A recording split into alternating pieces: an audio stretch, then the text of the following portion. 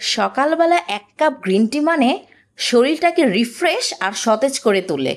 Hello, আসসালামু আলাইকুম everyone, welcome to my page Hasan story. প্রতিদিনের মতো আজকেও তোমাদের সাথে ছোট্ট একটি ডেইলি ব্লগ শেয়ার করতে চলে আসলাম আমার পেজ হাসান স্টোরি থেকে। বন্ধুরা, আমরা সকলেই তো বাহিরে গিয়ে পিকনিক করে থাকি। আমরা কিন্তু খুব কমই বাসায় সবাই পিকনিক করি, তাই আজকে ভেবেছিলাম সবাই মিলে আজকে বাসায় পিকনিকের আয়োজন করব। তো আমরা পিকনিকে আজকে সবাই মিলে কি করলাম সেই আয়োজনটাই তোমাদের সাথে শেয়ার করতে চলে আসলাম। তোমরা এখানে দেখতেই তো পেয়েছো, আমার বোন এখানে চিকেনটাকে ম্যারিনেট করার জন্য সব রকমের মশলাপাতি দিয়ে চিকেনটাকে ম্যারিনেট করে ফেলেছিল। এই তো দেখো, আমার বোনের ম্যারিনেট করা কমপ্লিট। আর এটা ছিল বোনলেস চিকেন, এটা ম্যারিনেট করে রেখেছিল রাইসের জন্য আর কারির জন্য।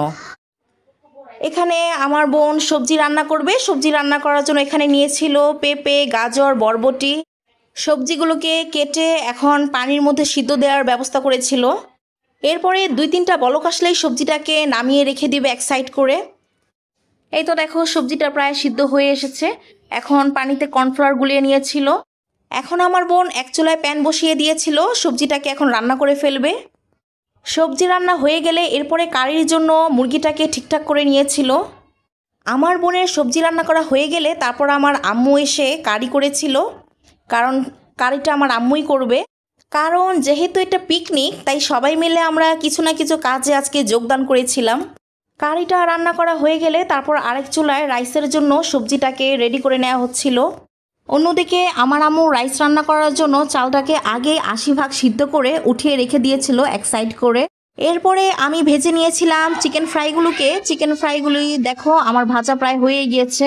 এই তো দেখো বন্ধুরা, আমাদের আজকের পিকনিকের আয়োজন ছিল স্পাইসি চিকেন ফ্রাই, ছিল চিকেন ফ্রাইড রাইস, অপরদিকে আমরা কিছু স্ন্যাক্স আইটেম রেখেছিলাম, ছিল ক্রিস্পি চিকেন ফ্রাই, ছিল চিকেন কারি আর ছিল চিকেন ভেজিটেবল।